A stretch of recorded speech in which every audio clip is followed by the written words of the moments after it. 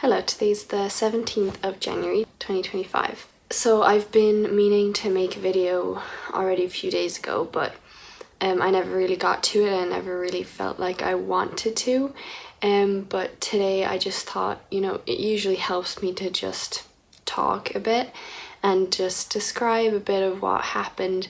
Yeah, there's just a few things I would like to mention and just have in my videos as a memory for myself. Basically what we're going to talk about is my last call that I had with my coach from the Thrive program, because it was an absolutely amazing call. The last two were really good now, but I'd say the last one I had was even better, which was on Monday and today is Friday.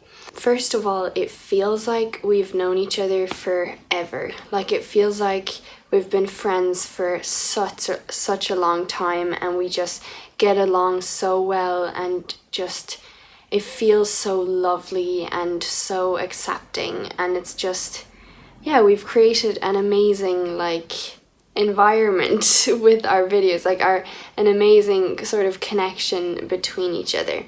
So what I intended to mention on my call was that I was feeling jealous, especially the day before the call on the Sunday, because me, my sister, and my friend Mario from Spain, we were texting over and back a lot on Saturday evening, and then also on Sunday during the entire day. We were texting quite a lot and joking with each other, and these messages were so sarcastic and so funny, and we were just constantly joking with each other the whole time.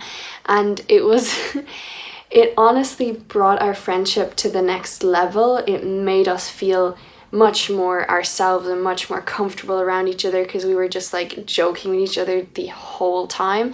And because Alana was there as well, and she was kind of the main one joking with him the whole time, it was it just brought our friendship further, because Alana, she just says whatever she's thinking, and she just does it, and she's not shy about it, and she just jokes and is open and is herself completely. And I just absolutely love that, and I learned so much from her.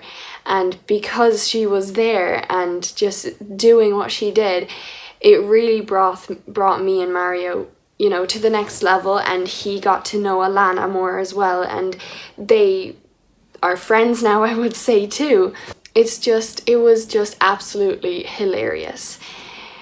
And then on Sunday, I started feeling a bit jealous. And I don't know if jealous is the right word or envious, because what I definitely don't want is to not allow them to have what they have. I don't want to take that away from them. I don't wish upon them that they don't have that sort of connection or friendship. But I was envious or jealous because I was I really want the same thing, and I really want to sort of be like Alana. And it's not I don't want to be myself. I absolutely do. But I just, in that moment, I was I wish I was as funny as her. I felt like I needed to be funny in order for him to like me more, or in order for him to really see me as a great friend. So I put that pressure on myself, and I was basically comparing myself to Alana, saying how I'm not good enough the way I am, that I'm too boring, and no one's ever gonna choose me or be my, no one's ever gonna want or see me as their best friend. So it felt like I'm not good enough, and no one's ever gonna choose me first, basically. Which sounds really bad, and you have to choose me first and whatever. But the thing is, it obviously showed how there's still a part of me very insecure. There's a part of me that thinks I'm not good enough. There's a part of me that's I'll never be chosen first. No one's ever gonna really fall in love with me, or other people are better than I am. Other people are way funnier than me, and so on. And so I didn't like that at all. I didn't like feeling jealous at all. I was like, I don't want to feel that way. I want to just feel like I am good enough. I want to know that I am good enough. I don't want to feel like I have to be a certain way to like fit in or to actually be chosen or seen as a really great friend. Like, I want to be fine with myself and accept myself, even if others don't choose me above anyone else. You know, even if others don't think I'm funny or, you know, judge me in certain ways, I still want to be okay with myself and know what I'm worth and know my strengths, you know, as well as my weaknesses. And that's something we discussed on the call then, which my coach mentioned, that it's not about like being good or bad or being better or worse than someone else. It's about seeing each other's and your own strengths and weaknesses, because everyone has strengths and weaknesses. So if Alana's strength is making people laugh, which I absolutely love, and that's why I'm like so happy when she's with me and Mario on a call or, you know, texting and whatever, because she's just hilarious and it makes everything so much lighter and funnier. It's just lovely. So Alana's strength is making people laugh for sure, and making them feel like they can just completely be their silly self. My coach was like, you know, it's about finding your own strengths, and maybe you're not the funniest person ever. It still doesn't mean you're not funny at all. And that was true as well, because I made a lot of jokes as well that made both my sister and my friend laugh. So it's like I was looking at the entire situation in a completely black and white way. Like, if I'm not the funniest person, then I'm not funny at all, or I'm not good enough at all. So I wasn't seeing that there was gray in the middle, that I made some jokes too and they were really funny, and that I can be really funny in certain situations and in others not so much. That I'm not naturally a funny person like Alana is, but I have my own parts, you know, that are funny. And then, you know, seeing my own strength, that like I don't know, like I don't give up, and I take care of, I want to take care of the people around me. Like, there's certain strengths that I was just absolutely not seeing. All that I was seeing on Sunday and also Monday before I went on the call with my coach, all that I was seeing was, you know, my bad side or my weaknesses, and how like I'm not good enough, and putting pressure on myself, telling myself, you know, maybe my friend doesn't actually like me that much, or, you know, maybe he likes Alana way more and, you know, will choose her above anything else. And I don't know, it's just, I was struggling with that, and that's obviously linked to self-esteem and also social anxiety to some extent. So I went for a walk, and I was constantly just thinking about how I don't feel good enough, and I was like, the only way that I would feel good enough is if someone would choose me above anyone else. And I was like, girl, that is like so, you know, self-centered, like that's egotistic and so on. And I was like, I don't want to be like that. But for some reason it felt like the only way that I would stop feeling jealous is if someone chooses me above anyone else, likes me above anyone else, you know, wants to be with me above anyone else. And I was like, obviously that's not in balance, and that's not right, and that's also a very black and white way of looking at it. Like, the only way this is gonna help me is if I'm above everyone else. Yeah, the only way I could get out of this feeling is if I'm above anyone else. Like, I didn't want it to be like that, but it felt like there's no other solution. But I was like, look, that's not the correct solution either. So yeah, I was basically beating myself up, saying how like stupid I am and how like, Leona, that's not the way it should be, and so on. Then I tried to like ask myself questions about my thoughts, challenge them, and, you know, see where they're coming from. But somehow it felt like I wasn't getting further, and I got, yeah, quite annoyed for feeling that way, because I didn't want to. Then when I went back inside after my walk, I just took a blank sheet of paper, wrote down questions that I needed to answer. And I have the sheet here. So basically, in the middle of the sheet, I wrote down jealousy. Then there was these questions like, what beliefs are showing up? So for example, if my story isn't the saddest, then I'm not worthy. And then if he doesn't pick me fully, then he doesn't want me at all. Like those sort of beliefs. And then what thinking styles are in action was the next question. Obviously, black and white. I was seeing it completely in a black and white way. Then perfectionism, like I have to be perfect. I have to like live up to this image of myself to be accepted or for other people to like me. Like completely putting pressure on myself to be perfect, to be funny, to be blah, blah, blah. Catastrophizing I did as well. Like, for example, I had thoughts like I hate being jealous, or, you know, if I'm not perfect, I'm not good enough. Like that's very catastrophizing. So yeah, those were the three thinking styles I noticed in my thought patterns anyway. Next question is, how would I view this if I weren't in a blip? A blip is basically a moment where, or a time period where you feel very down, where you basically lose sight of the path that you're on currently. So it's any time you feel down or depressed or think badly about yourself and so on. That's a blip. So how would I view this if I weren't in a blip? Then next question, what would I want to hear to make this better? What can I do to make this better? So what actions can I take? Can I talk to Alana? Can I talk to my friend?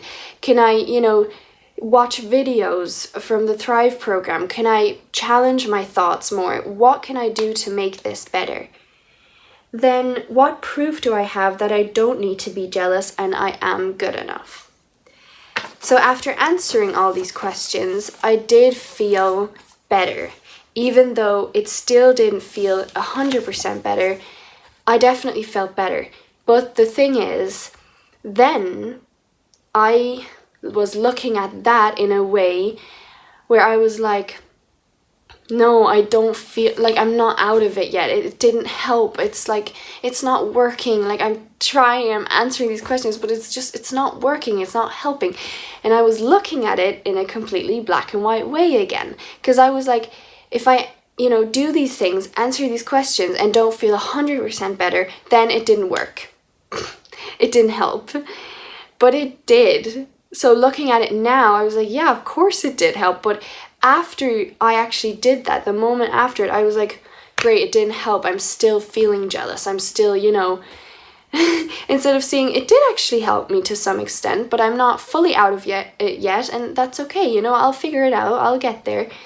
So I really wish I could have recorded that call.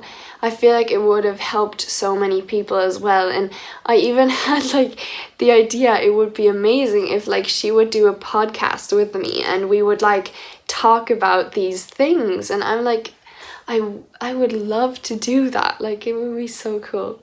So yeah, we got a lot further, and after the call I felt so much freer and I wasn't feeling jealous anymore. And really, because of the questions she asked me and because I was challenging my own thoughts, I really got out of it, and I was noticing my thinking styles that were going on, black and white and so on. And it's not that a situation brings out black and white thinking styles. It's not the fact that, for example, Alana were texting and that brought out my black and white thinking. No, I already had those lenses on, basically. I already was using black and white thinking, and that therefore I saw the situation in a black and white way. So the thinking styles come beforehand. They don't come after the situation. They're already there while you're going through the situation. So let me just read out some points or explain some points that I wrote down during my call with my coach. I think I've explained some of them already, but for example, again, kind of linked to the if I don't feel 100% better right away, then it's not good enough or whatever. So basically, she mentioned how, look, if you fail a test, it just means that there's something you don't know yet.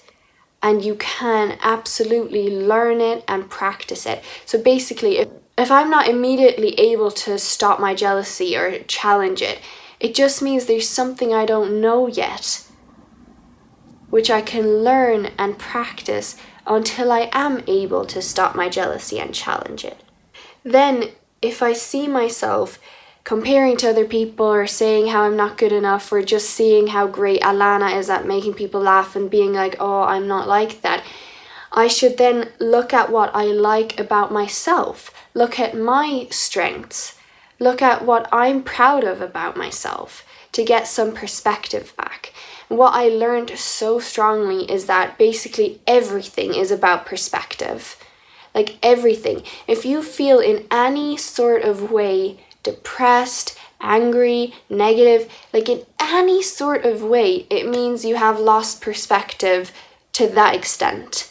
So if you're really, really angry, then you've lost quite a lot of perspective. If you're just a bit angry, you've lost a bit of perspective. Like, no matter how negative you feel, that's the amount of perspective you have lost, which means you're not seeing the situation in a clear, balanced way. You're very much seeing it through the lenses of anger, through the lenses of, the belief you're not good enough, everyone's better than you, or through the lenses of black and white thinking. You only see it as like it's really bad or it's really good. There's no in between. So also, something we noticed in my thinking about how I was like thinking, if my story isn't the saddest, then it's unworthy, or I'm unworthy, or it's nothing.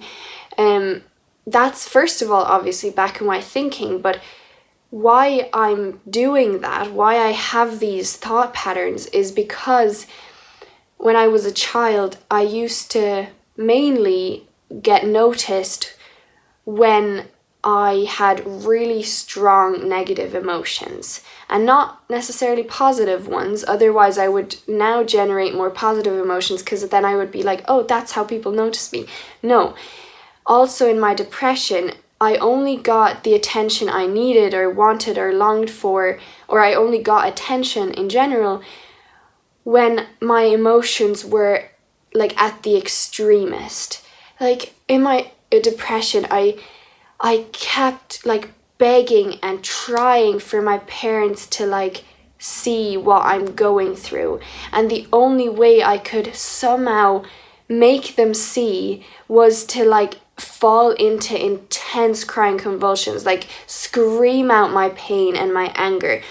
And when I was a child, like the only way for them to notice me, because they locked me into my room and I was in so much like fear and pain and feelings of not being good enough, that the only way they would come back to me is if I screamed my lungs out and hammered against the wall with like sharp objects or with my fists. And like honestly, I had to go to the extremist to be noticed or for someone to come and rescue me. So obviously these thought patterns are still sort of in me. So that's why I was like, okay, if I'm not the funniest, then I'm not funny at all. Or if I'm not, the funniest, then my friend is never going to choose me above anyone else. So I was, using those thought patterns that I used to use in the past as well, or that those beliefs that built up in the past are still sort of in me right now. Also, another thing that we talked about in relation to the if I don't feel 100% better right away, it didn't work or nothing helped. The thing about that is like I've been putting many black marbles into the jar.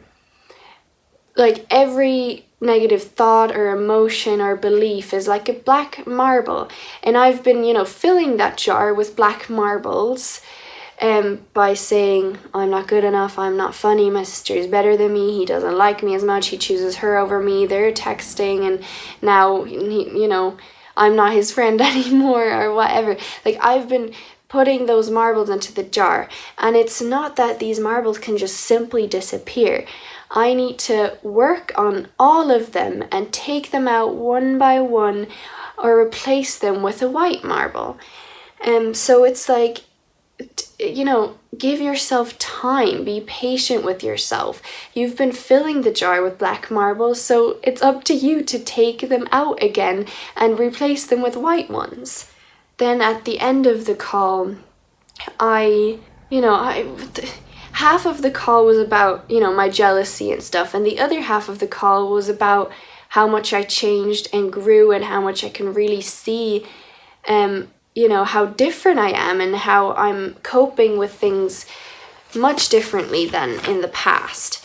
Half of the call was just speaking about how extremely proud I am of myself and how it's just amazing. Like, even currently I'm editing videos from last July, so from half a year ago, and I can absolutely notice how different I'm speaking. Like, I'm speaking in such a powerless way in a lot of my videos from the past, as if, you know, the outside, the external has the control over me, and as though I can't do anything about it. There's so many beliefs that I'm powerless or it's so horrible and, you know, I can't do anything about it. I really can now notice and see the way I'm talking and what beliefs are going on in me, and I can see the difference now. Like in this video, even though maybe other people can't really, but I can see the difference that even in this video I'm talking much more powerful, as though things are in my control. I can do something about it. I am creating and generating thoughts and emotions in myself.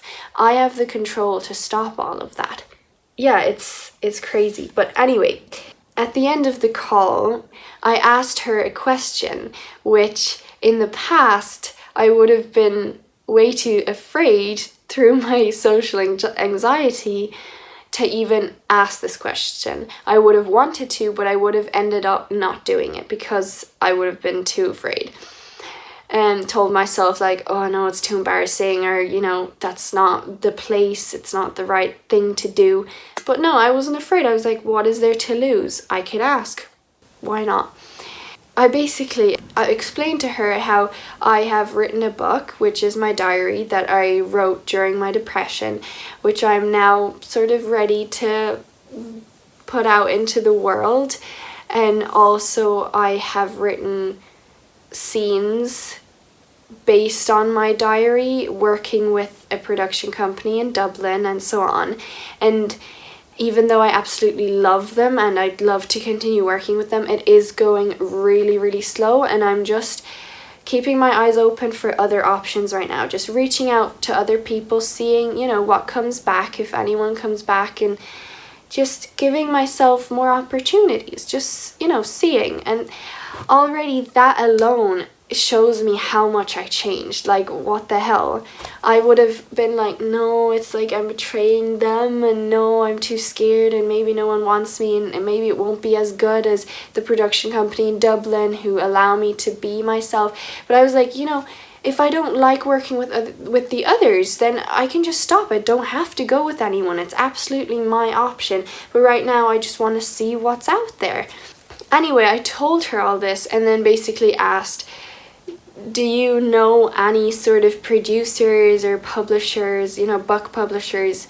Do you have any sort of contacts you could give me? And I was absolutely not afraid to ask that question, which is like so different, and I love it.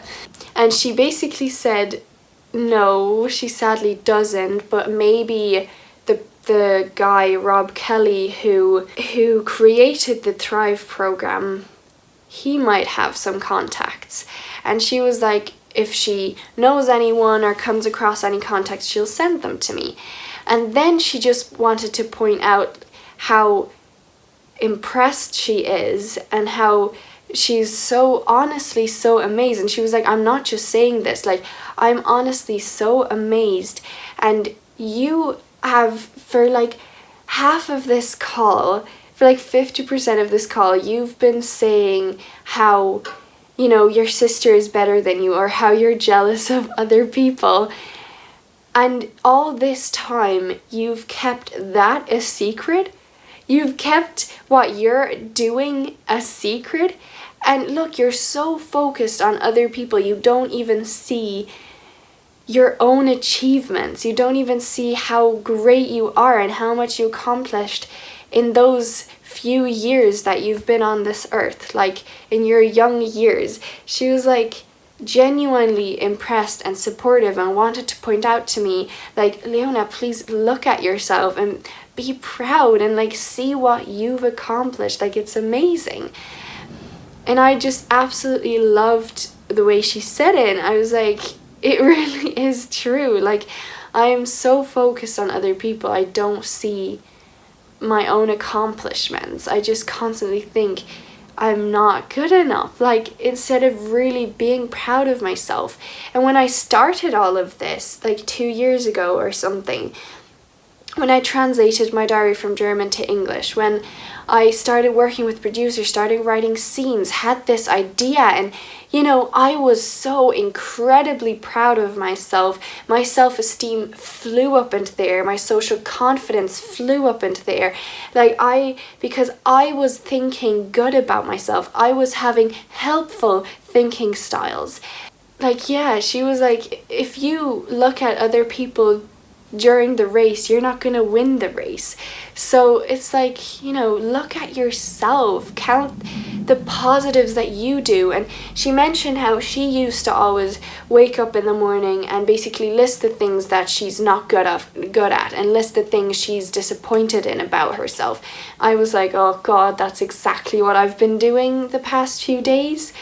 And I was like, yeah, I could just, you know, wake up or go to sleep at night and list the things that I'm proud of about myself, you know, not ignore the disappointing things, but seeing them for what they are and seeing how I can still learn and I can grow, and there's nothing bad about it. It's just something I can improve on if I want to. It's all possible. It's not set in stone.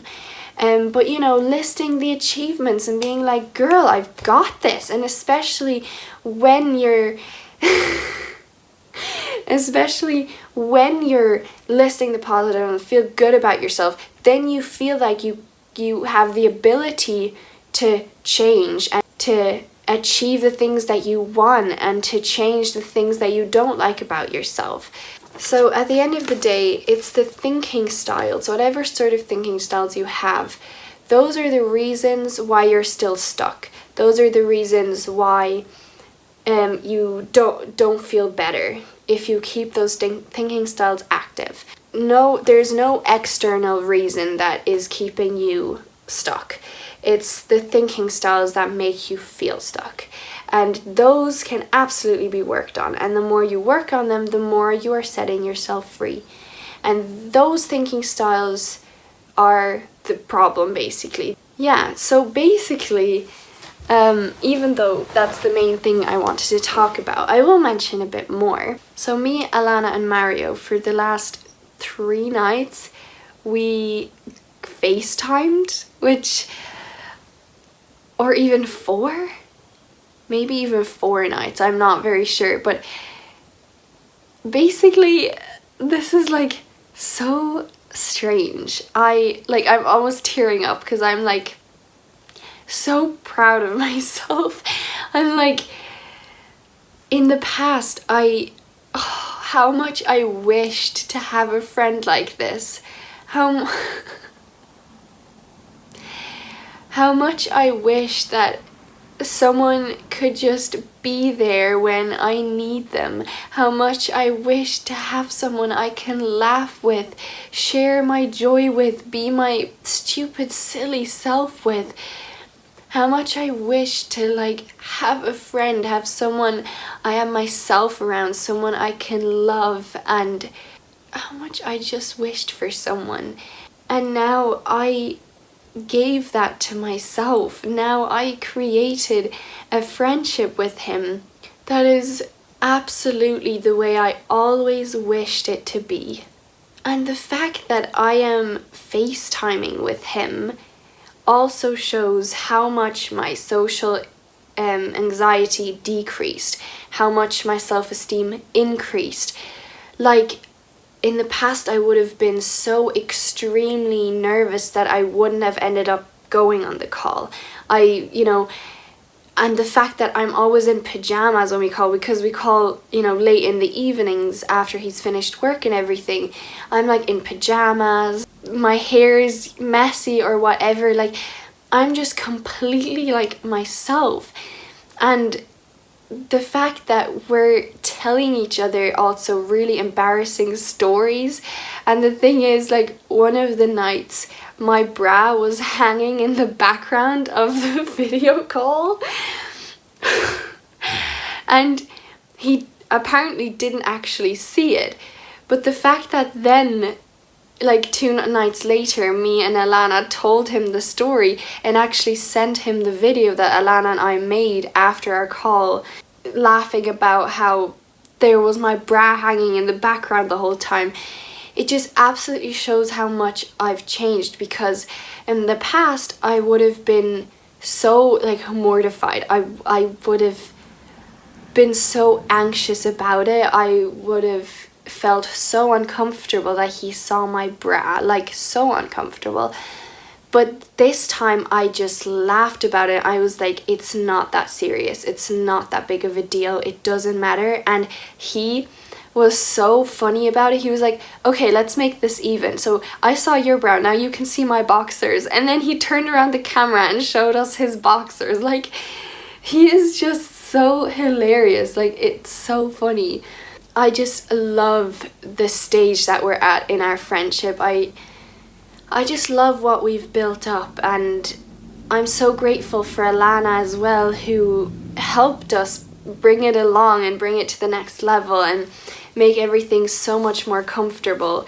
And the fact that he calls with us in the evenings for like over an hour, and the fact that he even said, I am on holidays now during the weekend, and I won't be on my phone much, but maybe we can call in the evenings. The fact that he even said that shows he really, enjoys our company. He really cares about us. He really wants to call with us. And I was just like, this is so lovely. Like, this is so lovely. The amount of times we laughed and joked about each other, the embarrassing stories we told, like, this is, oh my god, it's so funny.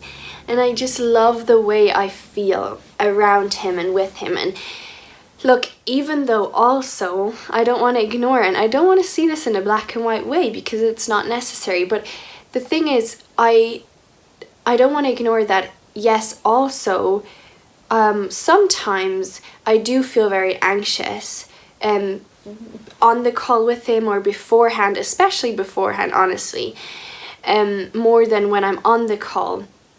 I'm very anxious because I'm doubting myself. I'm like, am I being myself around him? Am I acting weirdly or strangely? Like, is this really me on the call with him, or am I exaggerating some things? Am I like acting very weirdly the way I usually wouldn't act? And instead of seeing it in a black and white way, which I usually would have always done, like being like, if I'm not fully myself, it's not good enough. Instead of seeing it that way, I was like, look, I can learn more and more to be myself and to be completely relaxed around him and not act in any exaggerated or off way. Why I would be acting in a sort of exaggerated way is because I would be doubting myself. It means that I am engaging in certain perfectionism thinking styles, black and white thinking styles, whatever, catastrophizing thinking styles. Like, those are the reasons why I would be sort of anxious on the call with him, or I started sweating or whatever. And I have been noticing that in the past few days, and it has gotten better. And every time I notice I'm starting to sweat, I'm getting anxious, I just breathed in, I relaxed my entire body. I was like, there's nothing I need to be anxious about, it's all okay. And if I'm not 100% fully myself, it's okay. We're still at the start of our friendship. It's not like we've known each other for years and, you know, we're fully ourselves. We're still getting to know each other. So it's okay to be like that, and I can learn more and more to be myself. And I feel like I am getting there more and more. But sometimes, like, for example, 2 nights ago when we went off the call, I was like beating myself up. I was like, maybe you're just really pretending to find these things so funny. Like, maybe you're really exaggerating everything you're doing and saying, and you're not very much acting like yourself, and why are you doing that? Don't be so weird, and stuff like that. So I was like beating myself up, and then I felt really down about it, and I was like, maybe this friendship isn't going the way I want it to, you know, maybe, you know, I was starting to doubt everything again, seeing it completely in a black and white way, seeing it with my shit-tinted spectacles on, instead of just being like, look, this is a process, this is a learning, it's a journey, it's step by step. And then yesterday evening, or that evening actually, I told myself how, yeah, I'm gonna wake up tomorrow morning and be so depressed and just hate myself and beat myself up. Then I was like, look, one sec, I absolutely don't need to wake up like that. So what can I do? Then I listed the things I'm proud of, and I was like, I have got a friend I have wished for years, a friend I have longed for so much that it pained me deeply in my depression. Like, I am going on a freaking call with him without being afraid, like without constantly being like, what do I look like? This is weird, like being so anxious that I can't even think straight.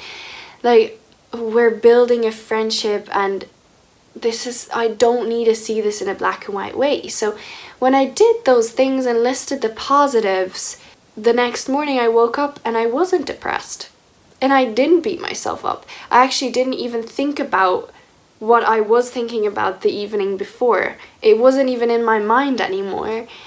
And then yesterday evening when we called, I felt more myself, even though I did notice, yeah, there was some part of me that was still like, oh, Leona, what are you doing? Completely doubting myself, being like, is this really you? Like, are you just trying to get his attention? Are you trying to make him fall in love with you? Or are you just pretending to like all of this because you really like him, or, you know, whatever. So completely like doubting myself as well. But yesterday it wasn't as strong, and I was much more focused on the positive things. I was much more like, wow, we're just being so funny with each other, and I felt like I was being more myself, because every time I got a bit anxious, I was like, breathe, it's okay, no need to be anxious, it's all, you know, it's all good. When we finished the call, he texted me a few minutes later saying like, good night, Leona, with a red heart, which, yeah, we do send red hearts over and back, not extremely much, but yeah, we would. And so it's not like weird or anything. It's not like, oh, now he's in love with me.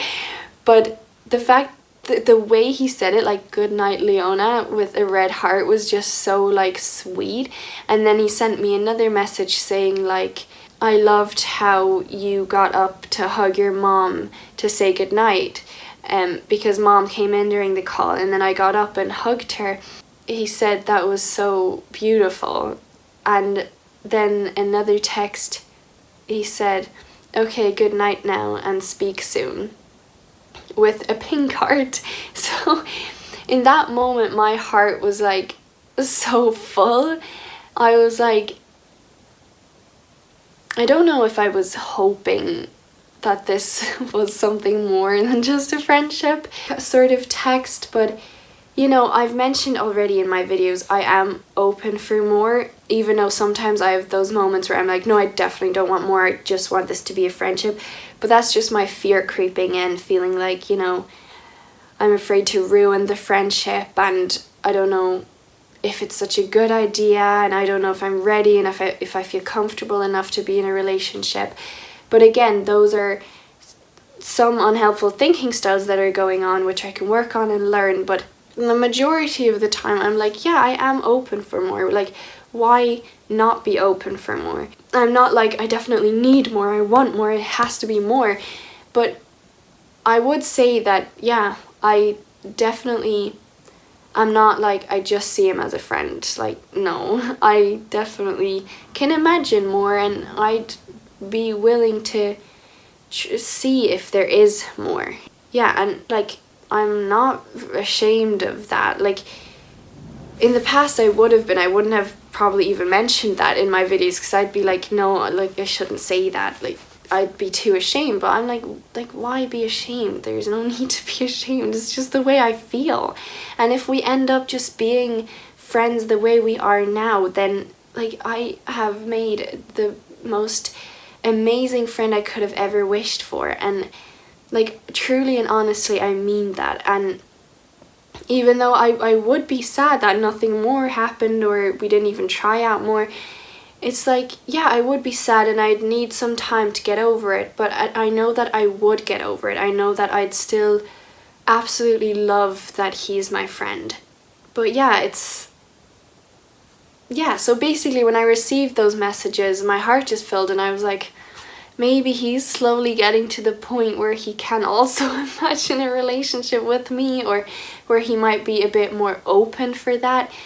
Because when he was in Ireland with me in November, he said that like, he doesn't want a relationship. He's not looking for one currently, and yeah, whatever. So, but you know, that's obviously also his problem, his fear, or whatever is keeping him from entering a relationship. So yeah, I kind of, I guess, hoped like he'd be more open for it, or I was like, it would be so lovely if something would develop in the future. I feel like we definitely have the potential. Like, I definitely feel like there could be something. So we're just gonna see. And in that moment, I was just like, oh, I wish I could text him back like, I love you. But I was like, no, it's not quite time yet. So yeah, it's just a journey. We'll see how it continues, and it was just lovely. And I wasn't like beating myself up for feeling that way yesterday evening. I was honestly just allowing myself to fully feel it, fully feel how I really, really like him. And I loved the messages that he sent me, meant a lot to me, and it touched me. And I just, yeah, would be very interested in seeing if there is more than just a friendship. So I just allowed myself to feel it, because it felt really warm, it felt really comforting, it felt just beautiful. Like, there's just something so beautiful about being in love, falling in love, or yeah. I just allowed myself to feel it, but I was also like, you know, I'm not going to be like, yes, this is it, like, now he's in love with me, now I can do it, now I'm going to tell him I love him. Like, no. Not yet. So that's it. Thank you very much for watching. I hope this could help someone. I hope you keep going, never give up, and take good care of yourself. Be kind to yourself. You can achieve absolutely everything you want through kindness. There is no need to beat yourself up. Thank you for watching, and until the next time, bye.